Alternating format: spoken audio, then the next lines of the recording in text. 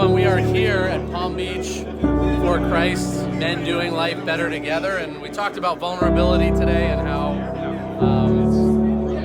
the biggest challenge for people is loneliness. And it was a powerful conversation on vulnerability, and so we're just going to do a round of takeaways. What was the takeaway?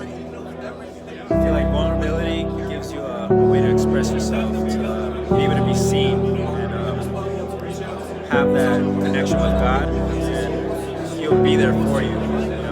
He will not forsake you, and He's there to help you. And I believe there's people in this world that are there for you. And that's what I love about this community. But mostly all about community, and that's very important. And that's what brings us together.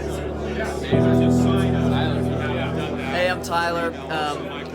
I think in the conversation about vulnerability, there are two sides to the conversation. One is, can I be vulnerable? And the other is, am I safe for someone else to be vulnerable? So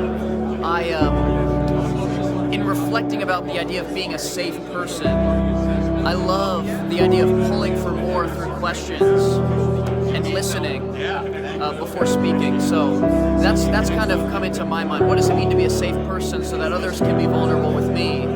Not only considering who can I be vulnerable with, but looking how I can serve in that space as well. Amazing, you heard it here. My takeaway: how do I be more authentic and more vulnerable in the areas and spaces that I occupy so that other men can do the same?